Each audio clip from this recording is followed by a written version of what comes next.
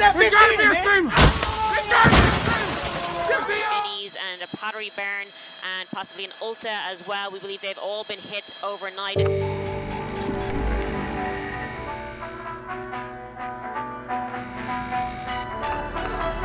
Yes, that is Chicago citizens using a luxury car as a battling ram in the Magic Mile district to break into stores and riot. And we are going to be covering these events that took place last night here on another episode of Slightly Offensive. Welcome back to this show with your favorite host, me, Elijah Schaefer. Please remember, if you want to support us, the reports that, by the way, I want to point this out, the mainstream media will not report on. These are actual screenshots from Apple News homepage, from CNN, top of their page, from MSNBC, and no mention of these riots. Not even a single word. Now, Fox News did cover it. I'm not a big fan of corporate media in general, but that's why you have independent media. That's why we exist, and that's why I need your support. So go to blazetv.com/slightly-offensive. Use my code Elijah to get a subscription to Blaze. It directly helps the show, supports me in all the trips, everything else. And if you don't want to get a subscription and you want all your content for free, that's okay. We're demonetized here on YouTube, so we try to find ways to fund the show. You can also just click the links and subscribe on Spotify or Apple iTunes. Leave us a 5-star review and maybe a little word, a nice thing, even if you don't listen. It really helps the show out a lot. It's free. It doesn't hurt you. It helps me. Let's just make it a deal. Anyway, let's jump into this. So what you just saw there was what was going on in Chicago, and I want to break down these riots in just a few videos. Let's talk about them. So I was perusing online, and this video came up randomly. It pretty much has no sound. Check this out. So there's a dumpster that's on fire, right? And you see police are attending to it. And I'm going, what is going on? What is happening here? And I'm looking at the tags. I'm going, oh my gosh, there's a riot breaking out in Chicago. What is going on? Because if you could remember, the mayor of Chicago, Lori Lightfoot, my downstairs neighbor probably thinks I have a heavy foot, so I think it's funny he calls me Mr. Heavyfoot and she's Mrs. Lightfoot. In reality, if you want to know who she is, that's her, Lori Lightfoot. She also kind of looks like Beetlejuice, and I don't want to be rude. She looks like if demons are real, which I believe they are, she is a demon, the way she looks. And I'm not supposed to attack people's looks, but really creepy looking woman. Anyway, it was just a little while ago on June 26 of 2020 that Donald Trump, when sending federal agents into Portland, she didn't want them in Chicago, saying that they were able to hold their own. This tweet from her from June 26, 2020 says, "I don't need leadership lessons from Donald Trump." And then again, just a few weeks ago on July 21st, 2020, she says, "Under no circumstances will I allow Donald Trump's troops to come to Chicago and terrorize our residents." Well, Beetlejuice, you terrorize children's dreams with images of your face. But anyway, on the real note, maybe she really did need some leadership lessons from Donald Trump, because unfortunately for us, big cities are becoming accustomed to violence, and businesses in downtown regions are having to accept the fact that their stores are not safe. I want to show you this clip here of how confident looters are, and I'm going to explain why they're so confident. The Chicago looters were not chaotic. They were not scared. The acceptance of violence, looting, vandalism around the country has emboldened criminals, right? It has emboldened them to just feel like they're not going to go to jail. And we'll talk about the reason why, but look at this.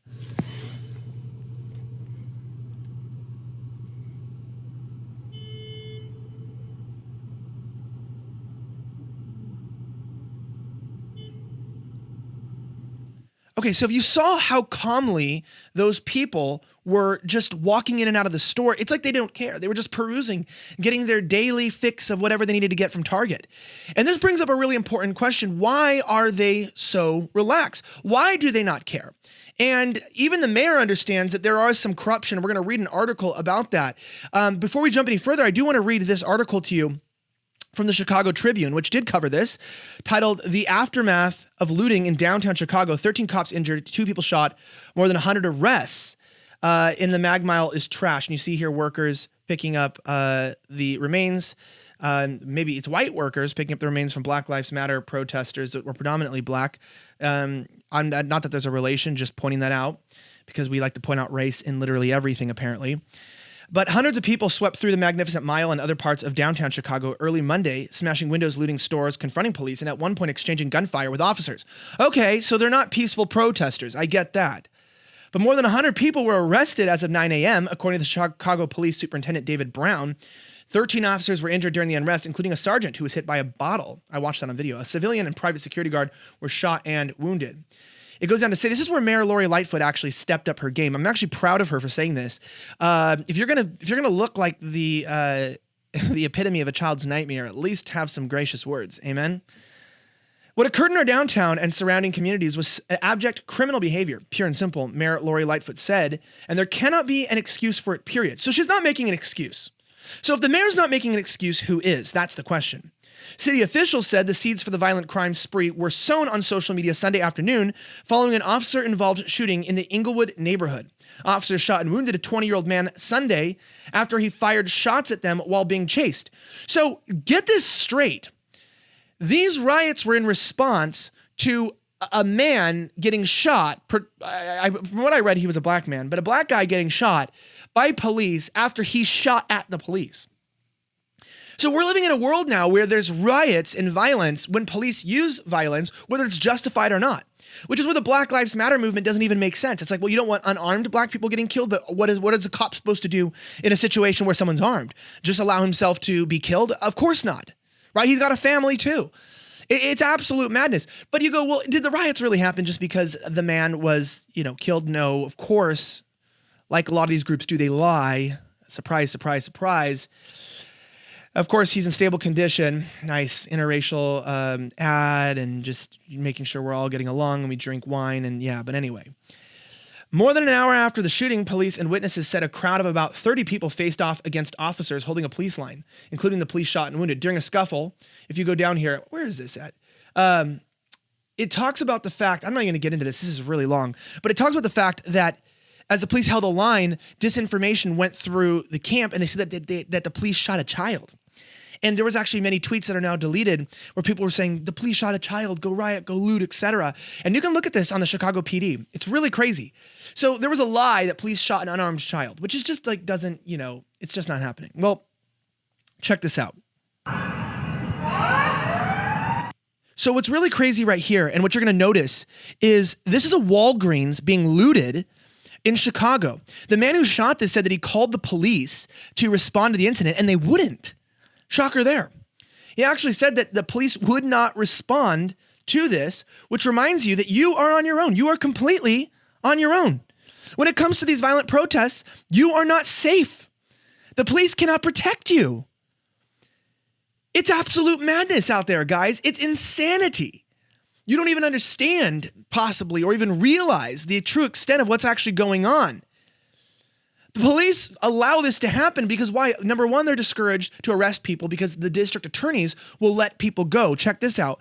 At the bottom of this article, where is this one? City officials will restrict access to the downtown, et cetera, et cetera. And it says that people are running on a PNC Bank. Its windows were smashed at Huron and State Streets. Down the block, oh, you can't see that, huh? Down the block, other stores, including a Sally Beauty Supply store, had been cleaned out by vandals. Other parts of downtown, including around Grand and Wabash Avenues, were littered with trash. Crowds repeatedly tried to bash in the windows of the Omega Watch store at Delaware Place and Michigan Avenue. What does the police officer say? The watch store, look at that right there. The watch store, one officer said, they're going to get it eventually. Like, look at this. Go home, one cop shouted. You go home, someone shouted apparently back at the officer. I mean, we're talking about an absolute dystopian Joker world where the police have pretty much no authority, and the DA, which is the district attorney of the state, is accused of actually releasing violent felons and criminals that were arrested during the last riots in name of George Floyd, because nothing says I gotta get, in the name of George Floyd, like stealing some Omega watches. But anyway, that's not to be concerned with the truth here. We're not worried about that. That would be more important. Let's talk about what these rioters do and what the media pushes. This man had his foot broken while rioting, and he's complaining and crying about police brutality. You can't make this up. Oh, gee, I swear to God, the police down here is not playing fair, Jay. I swear to God. These bitches broke my foot. I can't fucking walk. I swear to God, G. Oh, I cannot walk, G. The police done broke my foot, bro. Okay, anyway. Yeah, this man's crying like, they messed me up. They broke my foot. Dude, you're rioting. You're looting. Maybe you deserved it. I don't know. Maybe you deserved worse. If I had anything to say about it, these people would be in prison. But hey, of course I don't, because the people don't have a say-so anymore in their government or in the way their cities are run. But Lori Lightfoot brought this up. You know, they have a task force working to identify these people strategically, and because there's an issue. These people are so stupid. They're on live TV. They're being recorded, but they're also live streaming their robberies. They are tagging each other, putting their first names, showing faces. Look at this. This is a new trend of broadcasting. That guy was live streaming, by the way. That was a live stream. Look at this. There's another live stream. Look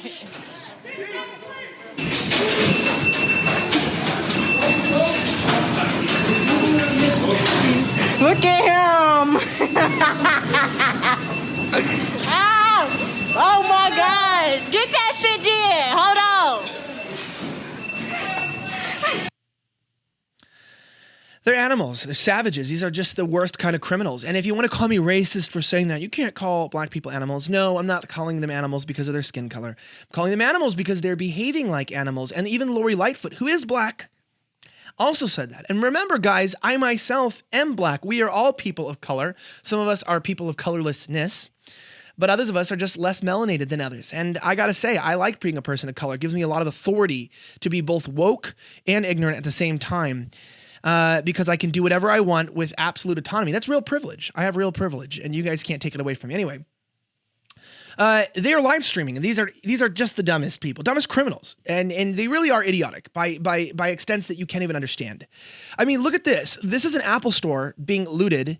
Apple, by the way, which is promoting Black Lives Matter and promoting this movement. And this movement, I forgot to put the tweet, but it was actually sponsored by actual Black Lives Matter. Chicago Black Lives Matter talked about this event and therefore helped start it. That's actually a true statement. Anyway, look at this. Look at even this guy on the camera going like, what is going on here? Check this out. But the tactic does seem to be, for the most part, the people have been pulling up in vehicles. That's what we saw a short time ago, and what the alderman had said he had seen downtown this morning as well. I'm just not sure if they pulled up in vehicles as well or if they came on foot. Now you can see they're leaving the store. We can see if they get into those vehicles or not. And they are getting into vehicles right there on the right-hand side of your screen, and those vehicles are pulling off. I mean, these people are on camera. And they're trying to arrest more of these individuals. I hope they do, because it's about time we set a precedent that if you commit a crime like this, if you vandalize American business, you'll go to prison, you'll go to jail. And these district attorneys that are Soros funded, and you think that's a conspiracy theory, it's not. It's actually, I've looked into some of these DAs, including the one in Louisville, and I keep finding investments from Open Borders Foundation and different foundations that are tied to George Soros. Not that he's depositing the checks, it's just that organizations and foundations tied to his money and his group and I guess I could say just his wealth, right? Wherever he gets it from, whoever's involved in this, these people are investing in these DAs who are letting criminals go, and they're trying to sow dysfunction. We talked about that and why that happens on previous podcasts. But not only are they stupid and they're doing that, but things in Chicago are immensely violent. Check out this video of actually gunshots going off. This is crazy. Motherfucker bust that thing, folks.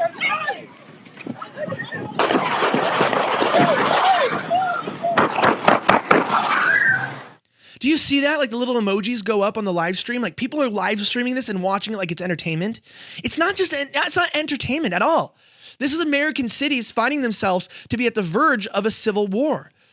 You know, I know that the city goes, well, you know, we're not going to let this happen again. Where were you during George Floyd riots when it happened the first time? Where were you for the following weeks when it continued to happen? Where have you been condemning the violence in other cities? Where have you been condemning the surge in violence in Portland, in Seattle, in New York? 348% in New York rise in violent crime. Where are you, leaders, mayors? You're not to be found. You're not to be heard.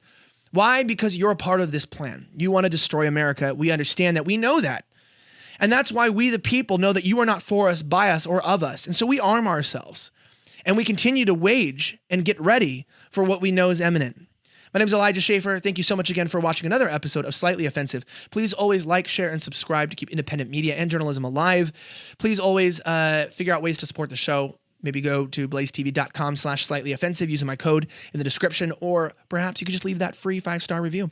It helps me out a lot. Anyway, have a great rest of the week as always, and may God bless the United States of America. I am signing out.